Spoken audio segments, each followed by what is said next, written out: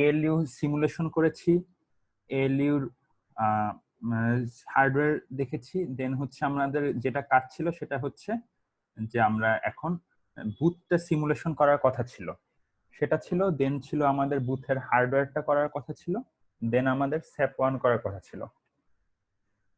এখন as it stands যে আমাদের আসলে তো হার্ডওয়্যারটা করা এভাবে টাফ হয়ে যাবে। হার্ডওয়্যারটা করতে হলে তোমাদের হচ্ছে গ্রুপলি করতে হবে বা গ্রুপ হিসেবে যে কিনতে হবে। সো জিনিসটা একটু মানে সিকিউরিটি কনসার্ন ব্যাপার আছে। সো সেটা আপাতত যদি আমাদের মানে ইউনিভার্সিটি না খুলে তাহলে সেটা আমরা হচ্ছে করব না, বুথ হার্ডওয়্যারটা বাদ যাবে। সো তাহলে আমাদের থাকছে হচ্ছে বুথের সফটওয়্যার সিমুলেশন এবং স্যাপ ওয়ানের সফটওয়্যার সিমুলেশন। সো স্যাপ ওয়ানের সফটওয়্যার সিমুলেশনে আমরা যখন স্যাপ ওয়ান পড়েছিলাম তখন আমরা দেখেছি, আমরা বলেছিলাম যে আসলে আমাদের স্যাপ ওয়ানের স্যার শুধু কি স্যাপ ওয়ান সিমুলেশন এটা পর্যন্তই মানে শেষ? স্যাপ ওয়ান করেই? আরো চাচ্ছ? না স্যার, এটা হলে তো মানে ভালো হয়। হ্যাঁ, ঠিক আছে, তাহলে এই পর্যন্তই।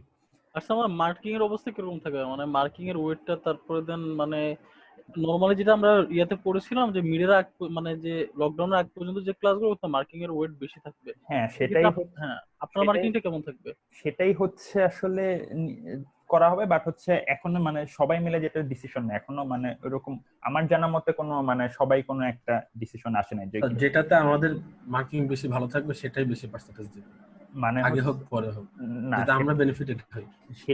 সেটাও আসলে কথা বলতে হবে। এমনি নরমালি যেটা কথা হয়েছে যে শুরুর 6 সপ্তাহে ওয়েট বেশি থাকবে। এটা তো স্টুডেন্টরা দাবি করছিল মনে হয়, এইজন্যই বলছিলাম। আচ্ছা, সেটা আসলে আমি জানি না। এখন আমাদের কোর্সটা আপনি যেরকম আমরা যেরকম চাবো এরকম করে ফিক্স করলে বেটার হবে। হ্যাঁ, এটা আসলে পুরোপুরি ডিপার্টমেন্টের উপর ডিপেন্ড করে যে হচ্ছে যদি এখন বলে যে হচ্ছে যে যেটা ভালো হবে, যার যেটা ভালো হবে সেটাতে, তাহলে সেভাবে। অথবা যদি বলা হয় যে না শুরুর 6 সপ্তাহে বেশি হবে, আমি যতটুকু জানি এখন পর্যন্ত ডিসিশন হচ্ছে শুরুর 6 সপ্তাহে বেশি মার্কিং থাকবে, ওয়েটটা বেশি থাকবে।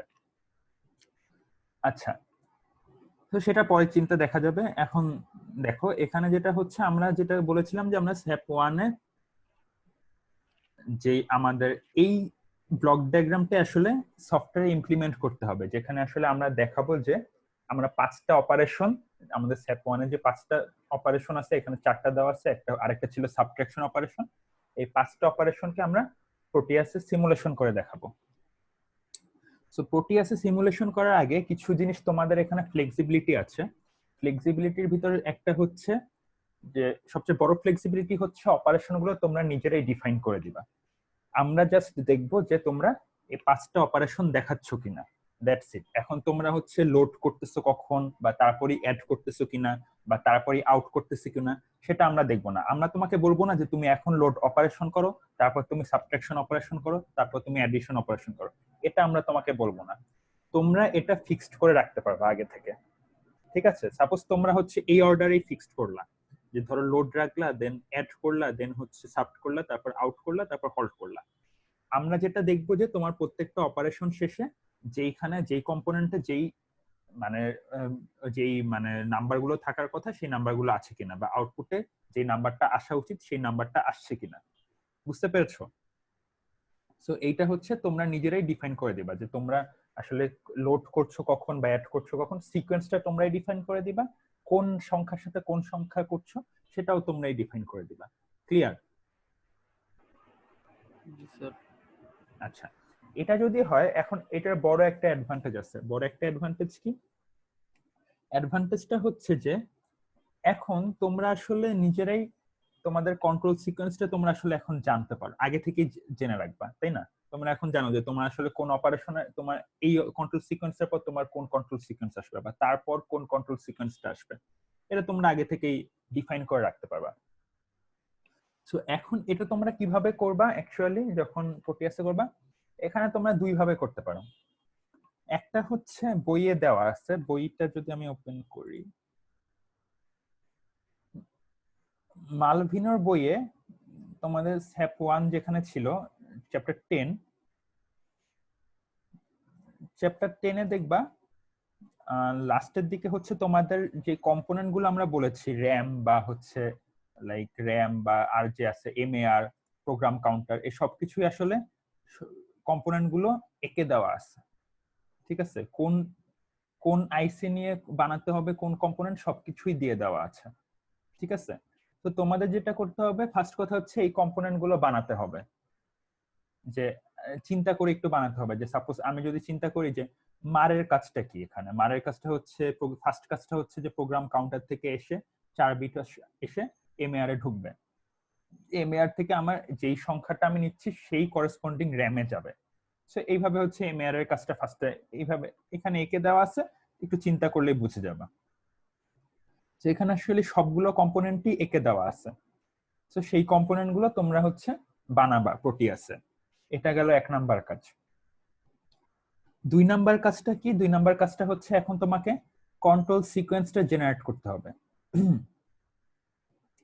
এখন কন্ট্রোল সিকোয়েন্স জেনারেট করার জন্য তোমার 2 ধরনের ওয়ে আছে। ফার্স্ট ওয়েটা হচ্ছে কি, তুমি যেহেতু এখন জানো যে তুমি নিজেই ডিফাইন করে দিচ্ছ যে রোমের মতো যে তোমার কোন অপারেশন পর কোন অপারেশন আসবে ফিক্সড, সেহেতু তুমি আসলে জানো যে তোমার কোন কন্ট্রোল সিকোয়েন্সের পর কোন কন্ট্রোল সিকোয়েন্স আসবে। তো সেটা তুমি চাইলে হার্ড কোডেড করে লিখে রাখতে পারো, হ্যাঁ, আমাদের কোনো সমস্যা নেই, তুমি হার্ড কোডেড করে চাইলে এটা লিখে রাখতে পারো। আর তুমি চাইলে বইয়ের মেথডও ইউজ করতে পারো। বইয়ে দেখো এখানে ওরা অ্যাকচুয়ালি ইমপ্লিমেন্ট করছে, দেখতে একটু কঠিন লাগতেছে, বাট যদি নিজে নিজে চিন্তা করো তাহলে বুঝবা যে প্রত্যেকটা কন্ট্রোল সিকোয়েন্সের জন্য ওরা আসলে কোন কন্ট্রোল সিকোয়েন্সটা কিভাবে ডিফাইন হবে সবকিছু ওরা দেখে এখানে ডিফাইন করে দিচ্ছে। সাপোজ ধরো আমি চিন্তা করো সিই বার কি ছিল, আসলে সিই বারটা ছিল যে আমার র্যাম থেকে আউটপুট যাচ্ছে। সো এইটা আমার কোন কোন স্টেটে আসলে কোন অপারেশনের কোন স্টেটে আমি এটাকে ইনেবল করব, তাই না? সেটা হচ্ছে আমার দেখার বিষয়। ফোর্সে আমি যদি এখন এলডি অপারেশনের কথা চিন্তা করি, এলডি অপারেশনে কি হচ্ছে আমার, এটা ধরো T3 স্টেটে বা যে কোনো অপারেশনে T3 স্টেটে কি হচ্ছে, আমার সিই বারটা ইনেবল হচ্ছে, দেন সেখান থেকে ইনস্ট্রাকশন রেজিস্টারের ভ্যালুটা আসতেছে। তো আমি জানি যে এখানে T3 যখন হবে তখন হচ্ছে আমাকে এই সিই বারটাকে ইনেবল করতে হবে। আবার ধরো আমার যখন অ্যাড হচ্ছে, অ্যাড এর সময় কোন স্টেটে সিই বারটা ইনেবল হয়? অ্যাড এর সময় T5 স্টেটে দেখো সিই বারটা ইনেবল হচ্ছে। তো তুমি জানো অ্যাড এর অপকোডটা জানো, তুমি T5 বা T3 এগুলো জানো কখন কোন স্টেট আসবে। তো সেই অপকোড দেখে আর সেই স্টেটটা দেখে তুমি তখন সিই বারটাকে ইনেবল করে দিবা। সো এইভাবে আসলে প্রত্যেকটা কন্ট্রোল সিকোয়েন্সের প্রত্যেকটা যে আছে সেটাকে তোমার ইনেবল করতে হবে। আর স্টেটটা কিভাবে বুঝবে? স্টেটটা আমাদের কি হবে, আমরা পড়েছি যে আমাদের স্টেটটা হচ্ছে এখানে প্রত্যেকটা অপারেশনের প্রত্যেকটা ইনস্ট্রাকশনের জন্য আমার 6টা করে স্টেট থাকবে। তো 6টা স্টেটে ফিক্সড। তো 6টা স্টেটকে আমরা বলেছিলাম যে আমরা রিং কাউন্টারের মাধ্যমে ইমপ্লিমেন্ট করব। তো তুমি জানো এখানে দেখো রিং কাউন্টারের মাধ্যমে 6টা স্টেট ডিফাইন করা আছে। লাস্ট স্টেট থেকে আবার শুরু হয়ে ফার্স্ট স্টেটে চলে আসে, ইনপুটটা ফার্স্ট স্টেটে চলে আসে। তুমি তাহলে এখন জানো যে প্রত্যেকটা স্টেটের কখন কোন স্টেটটা ইনেবল হচ্ছে। এট এ টাইম জাস্ট একবার ক্লক পালস দিলে জাস্ট একটা স্টেটই ইনেবল হচ্ছে। তোমরা যদি বুথ অলরেডি করে থাকো তাহলে হচ্ছে এই জিনিসটা আরো ক্লিয়ার হয়ে গেছে অলরেডি। তো তুমি জানো যে স্টেট কোনটা, তুমি জানো অপারেশন কোনটা, অপকোড দেখে তুমি অপারেশনটা বুঝে ফেলছো। সো সেই স্টেটে সেই অপকোডে কোন কোন কন্ট্রোল সিকোয়েন্সের কোন কোন বিটটা তোমার ইনেবলড হবে সেটা তুমি ডিফাইন করবা। সো এইটা হচ্ছে তোমার 2 ভাবেই করতে পারো। একটা হচ্ছে তুমি ওই যে বললাম হার্ড কোডেড করে রাখতে পারো সব কন্ট্রোল সিকোয়েন্স, যেহেতু তুমি জানো কোন অপারেশনের পর কোন অপারেশন আসবে। অর তুমি এই যে বই দেখে হচ্ছে এখানে এইভাবে ইমপ্লিমেন্টটা করতে পারো। আচ্ছা, দেন এখন আসতেছে আমরা যে এই যে অপারেশন গুলো আমরা ডিফাইন করব, এই অপারেশন গুলো আসলে কোথায় থাকবে? এই অপারেশন গুলো তো আমাদের র্যামে রাখতে হবে, তাই না? সো আমরা তো র্যামে আসলে ডিফাইন করে দিতে হবে যে কোন অপারেশনের পর কোন অপারেশন আসবে। সো এটার জন্য যেটা করবা, প্রোটিয়াসে অনেকগুলো আইসি আছে। সো এরকম একটা আইসি হচ্ছে 2732। সো এটাকে তোমরা র্যাম হিসেবে ইউজ করতে পারো। সো এটার ভিতর তুমি এখন কিভাবে রাখবা জিনিসটাকে, এটা যদি এডিট প্রপার্টিসে যাও দেখবা যে এখানে একটা ফাইল নিতে পারেও। এখানেও যে ফাইলটা নিবে সেটা হচ্ছে একটা dot hex file, HEX dot hex file. So সেই হেক্স ফাইলটাতে তুমি আসলে ডিফাইন করে দিবা যে তোমার কোন পজিশনে কোন ইনস্ট্রাকশনটা থাকবে। ফর এক্সাম্পল, সাপোজ যদি আমরা এইটা দেখি, আমরা ধরো এই জিনিসটাকে ইমপ্লিমেন্ট করতে যাচ্ছি, ঠিক আছে, এই অপারেশনটাকে আমি ইমপ্লিমেন্ট করতে যাচ্ছি। তো এটা হচ্ছে ডট হেক্স ফাইল, এখানে সব হেক্সাতে থাকবে, তাই না? সো এলডি এর অপকোড হচ্ছে কি সম্ভবত 0000। অপকোড তোমরাও ডিফাইন করে নিতে পারো যেভাবে করবা। সাপোজ 0000। সো প্রথম অপারেশনটার জন্য আমার টোটাল অপকোডটা হচ্ছে 09, ঠিক আছে। দেন ধরো হচ্ছে এইভাবে তুমি বিভিন্ন লিখলা, বিভিন্ন অপারেশনের জন্য ডিফাইন করলা, করার পর ধরে নিচ্ছি এগুলো হচ্ছে বাকি অপারেশনগুলোর অপকোড। ফর এক্সাম্পল, তোমার এলডি এর কাজটা কি? ও আসলে এই র্যামের 9 নাম্বার ইনস্ট্রাকশনে যে ভ্যালুটা আছে সেই ভ্যালুটা নিয়ে ও আবার অ্যাকুমুলেটরে নিয়ে যাবে। সো যেটা করবা, তুমি এইভাবে যখন ইনস্ট্রাকশনগুলো ডিফাইন করবা, 9 নাম্বার পজিশনে যে এখানে কোনো একটা ভ্যালু রেখে দিবা, ঠিক আছে। সাপোজ ধরে নিলাম 04,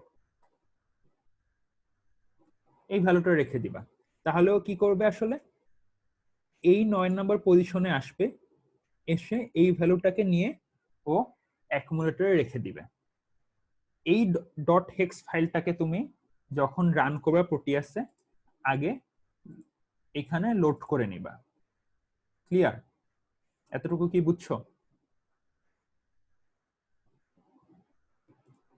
কোশ্চেন থাকলে বলো।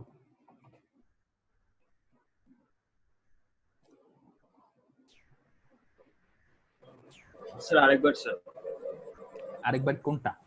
মানে যে আমরা যে লোড করছি স্যার ভ্যালুগুলো, এটা মানে দেখো তোমার এখানে কি করতে হবে, তোমার এখানে তো আসলে ওকে জানাইতে হবে যে তুমি কোন ইনস্ট্রাকশনের পর কোন ইনস্ট্রাকশন এক্সিকিউট করবে, তাই না?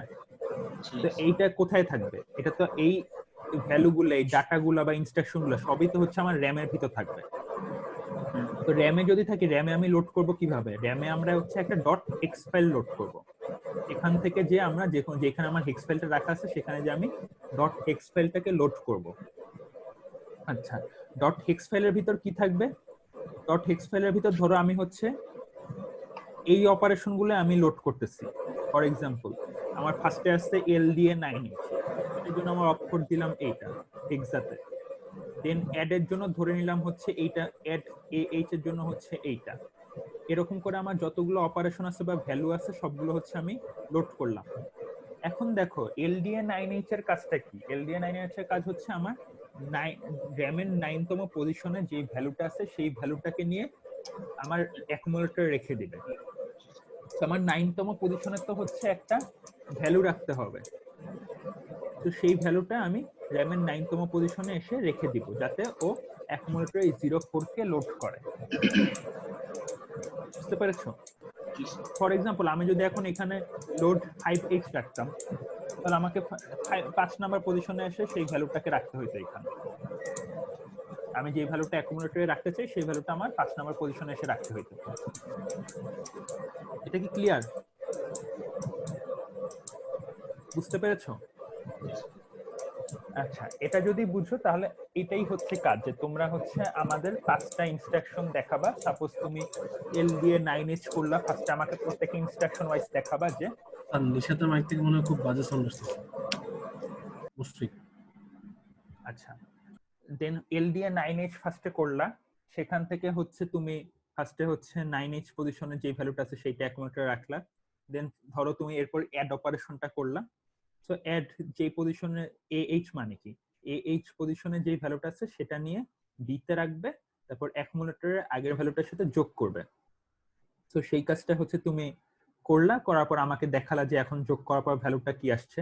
আগের 9H পজিশনে যে ভ্যালুটা ছিল তার সাথে AH পজিশনের ভ্যালু যোগ করার ফলে যেটা আসা উচিত সেটা আসছে কিনা সেটা দেখালা। দেন হচ্ছে সাবট্রাক্ট করলা, পরে সাবট্রাক্ট করার পর যে ভ্যালুটা আসা উচিত ছিল সেটা আসছে কিনা সেটা দেখবো। দেন আউট করলা, আউটপুট দেওয়ার পর দেখলাম, হল্ট করলা, শেষ। এভাবে জিনিসটা হবে।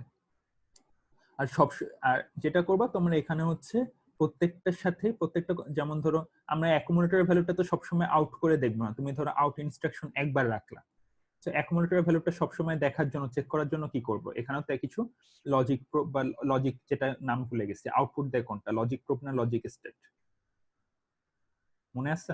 Logic probe. Logic probe. তো লজিক প্রোব অ্যাকুমুলেটরের সাথে এএলইউ এর সাথে এগুলো দিয়ে রাখবা, যাতে আমরা সবসময় তোমাদের ডিবাগ করার জন্য যাতে সুবিধা হয়, সেজন্য এখানেও দিয়ে রাখবা ভ্যালুগুলো চেক করার জন্য। তো এইভাবে আমরা অ্যাসাইনমেন্টটা ইভালুয়েট করব। কোনো কোশ্চেন আছে?